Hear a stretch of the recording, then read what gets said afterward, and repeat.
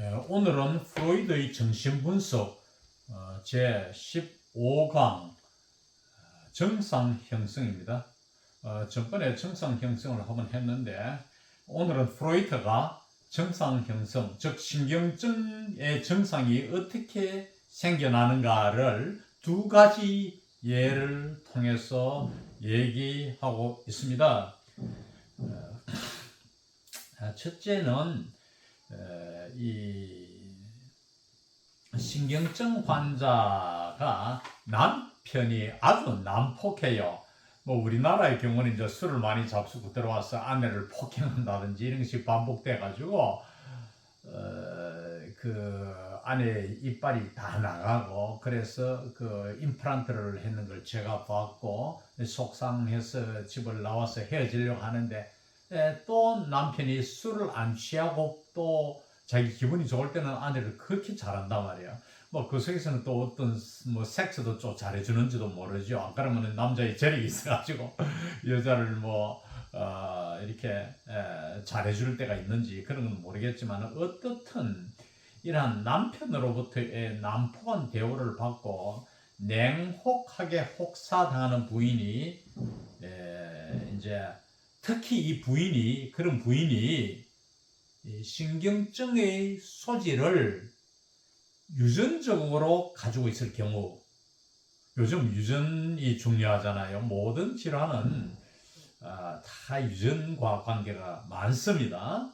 또는 이 여자의 속이 좁아가지고 신경이 예민하거나 아니면 너무 여자가 정숙해가지고 이렇게 마음속으로 좋아하는 남자를 만들어가 위안을 삼지도 못하든가 이럴 경우, 근데 남자가 속을 썩히고 이러면은 다른 데 나가서 남자하고 놀아나면은 좀 괜찮아요. 아니면은 마음속에 어떤 남자, 옛날에 만났던 남자나 영화에 보던 남자를 상상 속에 넣어서 위안을 받으면 좀 나을 수 있어요. 그런데 이 워낙 도덕적으로 정숙하니까 이것도 안 된다든지 혹은 모든 외적 장애를 배격하고 남편과 헤어질 정도로 사람이 좀 여자가 독하지도 못하거나 이럴 경우, 외적 장애라는 것은 친정에서 만류를 한다든지 시댁에서 만류를 한다든지 이런 걸 다 물리치고 과감하게 뛰쳐나와서 새로운 남자를 만나서 살면 괜찮을 수도 있어요.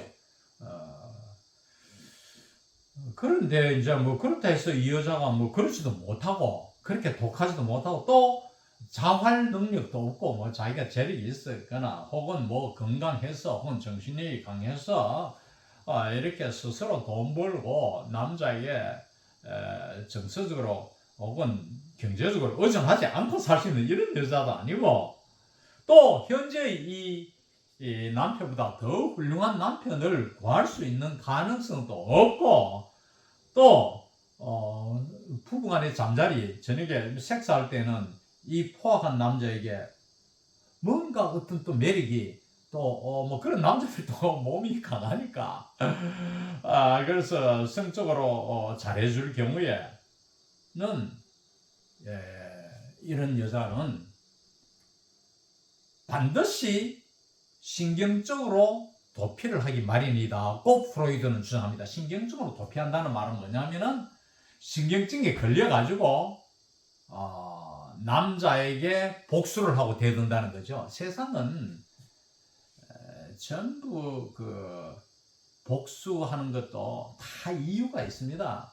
우리가 어떤 사람을 압박하면은 피해를 입히면 그래서 끝나는 게 아니에요. 상대는 정신질환에 걸려가 나에게 복수하고 올 수 있다는 것을 프로이드는 주장합니다. 프로이드는 이런 표현을 많이 써요.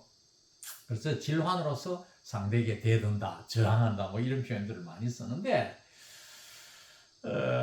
이제 이 여자의 병 증세는 이제 강한 이 남편과 싸우는 강력한 무기가 되는 것입니다. 그래서 정신질환에 톡톡이 걸려가면은 남자가 이제 생활에서 불편하게 되겠죠.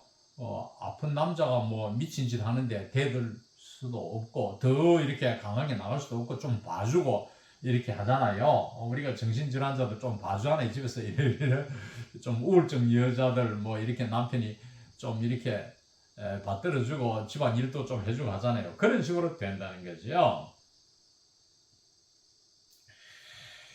이 남편과 싸우는 강력한 무기인 신경증 증세, 이것은 그녀를 수호하게 지키기 위해서 쓰게 되는 동시에 남편에게 복수를 하기 위해서 사용하게 된다. 이 무기를 사용한다. 꼭 프로이드는 말합니다.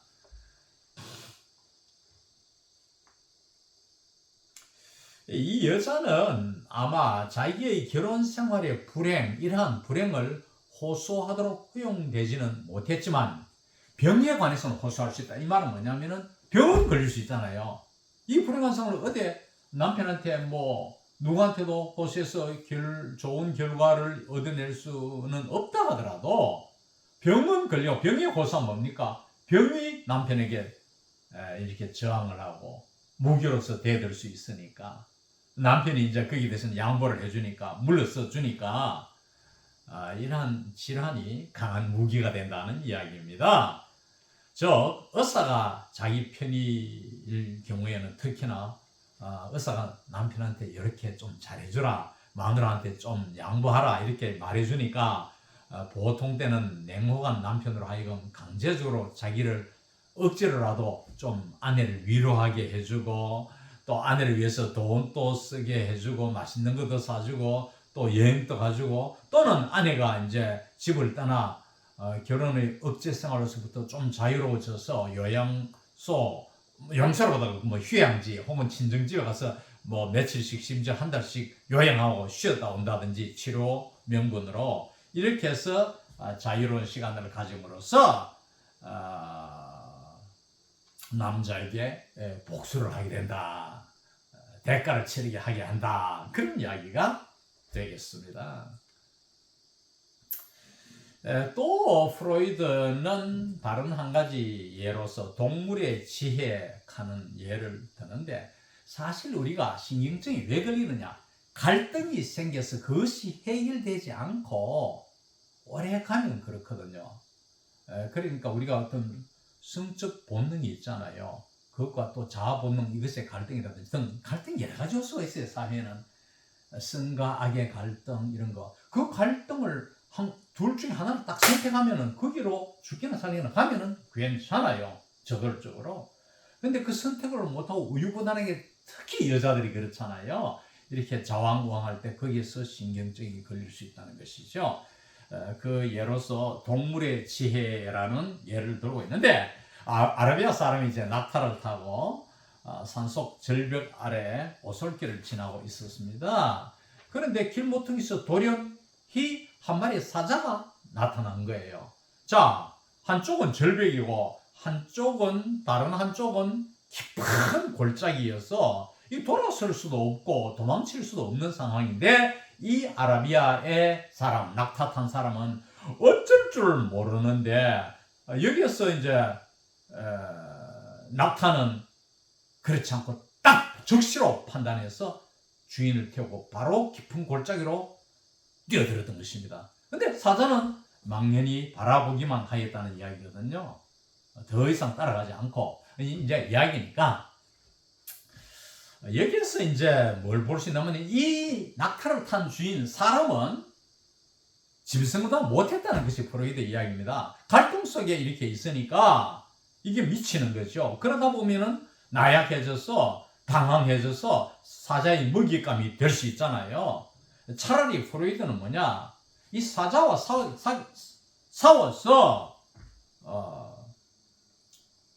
싸우다가 물려 죽든지 아니면 사자의 입을 찢어서 살아남든지 그 태결을 해야 된다는 이런 이야기를 하고 있는 것이죠.